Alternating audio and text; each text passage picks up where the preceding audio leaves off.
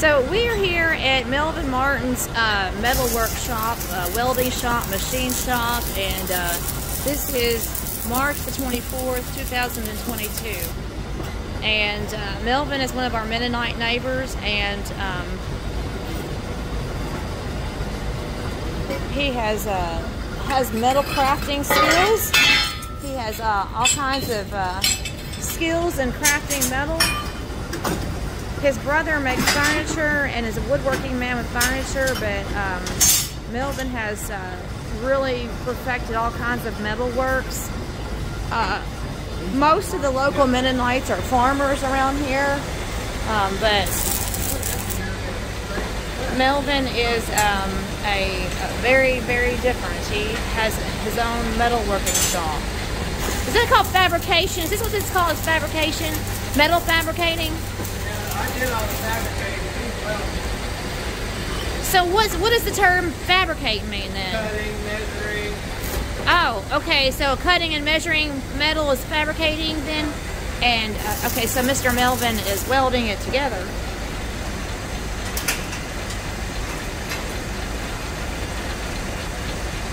And we sure appreciate his services. And he has... I wasn't a very good fabricator because I cut everything crooked. You cut everything crooked? Yeah.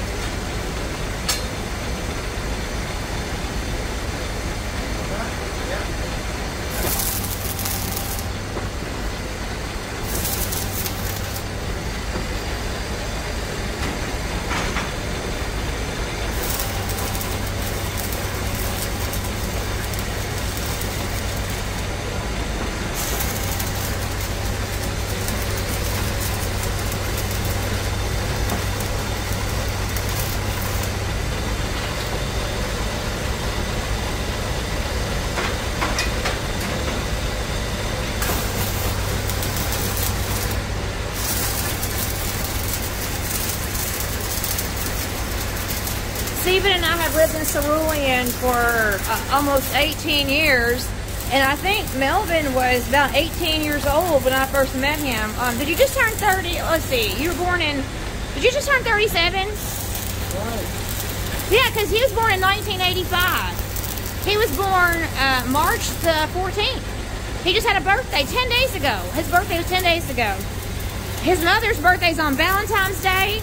And his birthday is a month later on March the 14th. And he turned 37 years old.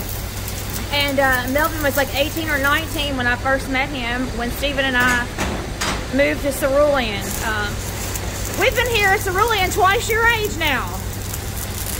And so I've seen him grow from being a very young man to now he's got children, married, and has children, and he's built this empire around him. You got a wooden metalworking empire. Your yard outside is pretty fascinating. So it's fascinating to me to have known him since he was 18 and now he's 37. So that's amazing. And then his brother Cleason makes wood furniture. You two kind of broke the mold. Y'all didn't get into the farming. There's enough farmers around here, huh? Go after your interest. Yeah, that's true.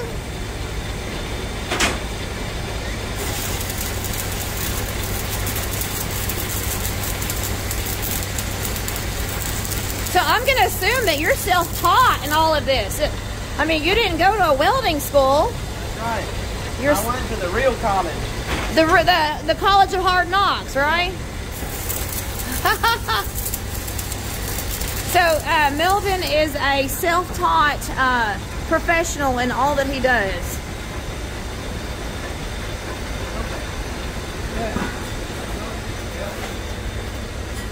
So I bet that's really hot. So look, that's freshly welded right there.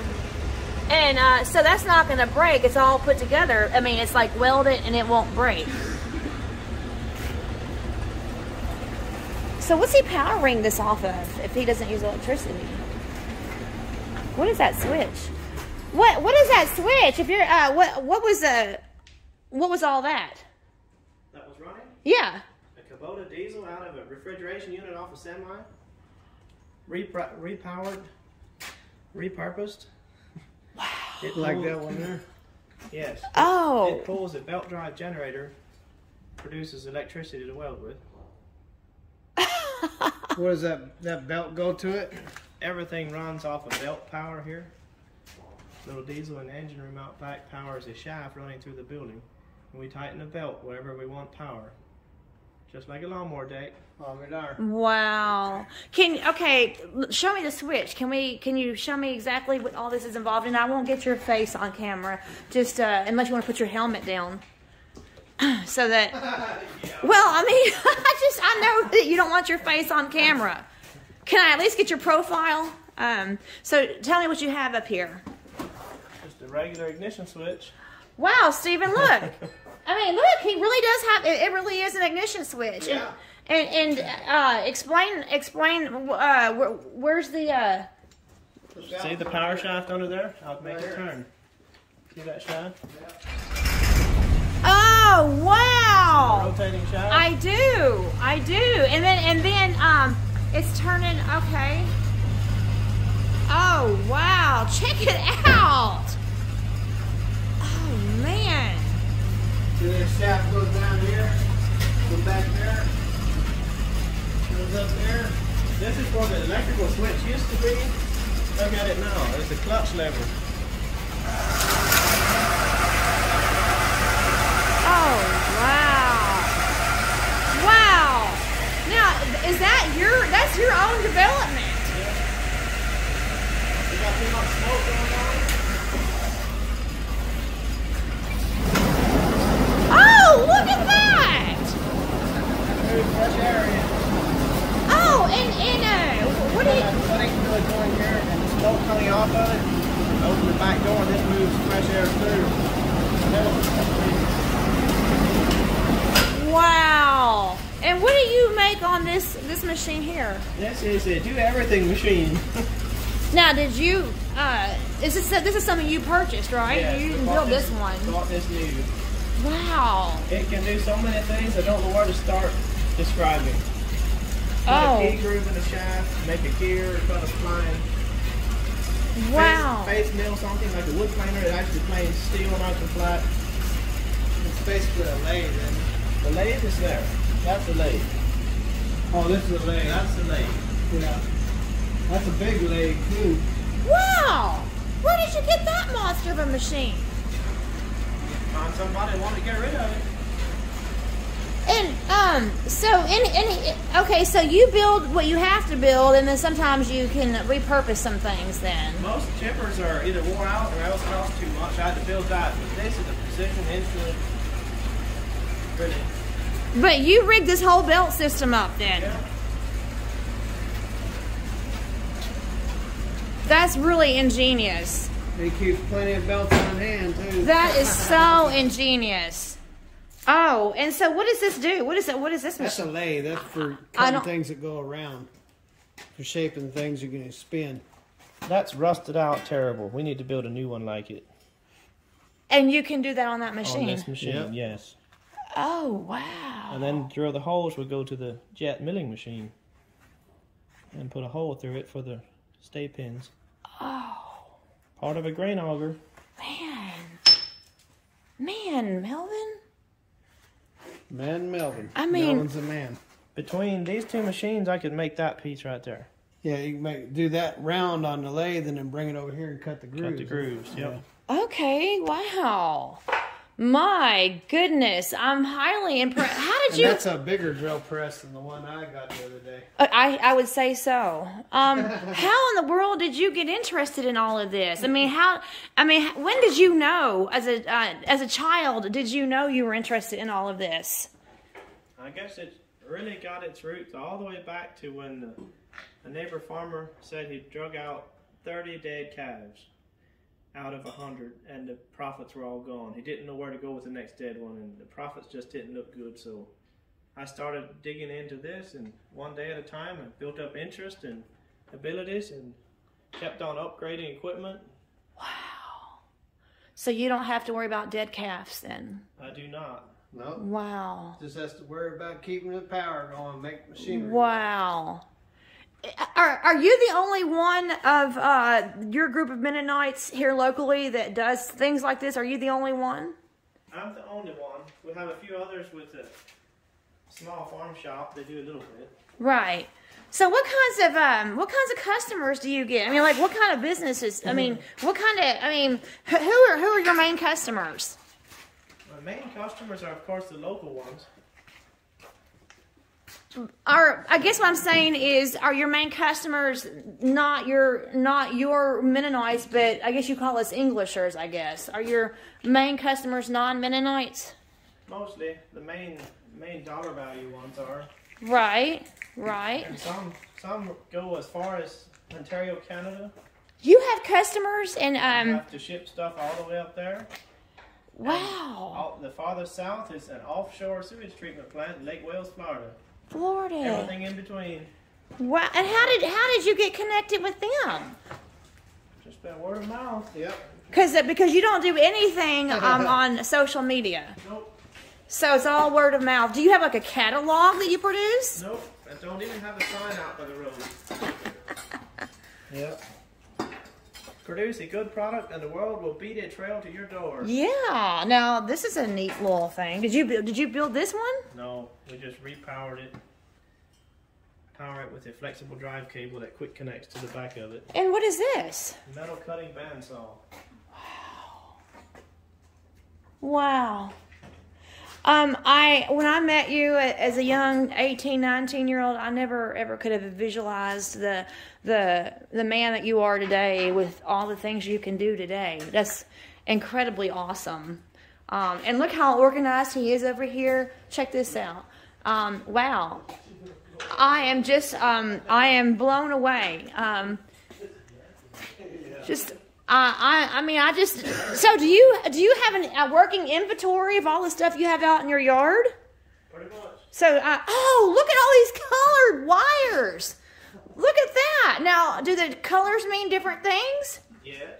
So, do you assign a meaning to the different colors of wires? Most of the time, red wire means that 12 volt DC positive, black is negative. White is what? White is neutral. A lot of the blue goes to the preheat function on a diesel engine. Then we have a few others that don't really have a designation. Oh, wow. My goodness. Well, Stephen talks about how you are different. I mean, in the sense that, and that's not a bad thing. He's like, yeah, Melvin's different. He's different, meaning that you've got yourself together. I mean, just that you are something else. Wow. And so I guess your brother has quite the collection of, he's got, the way you have all your metalworking stuff going on, he probably has a whole treasure trove of furniture building then, right? That's pretty much how it is. So he, what kinds of... Got water damage. See that rusty hole there? Yep. So what kinds of furniture does Cleason make? Anything custom. Live edge. Anything custom. Epoxy coated.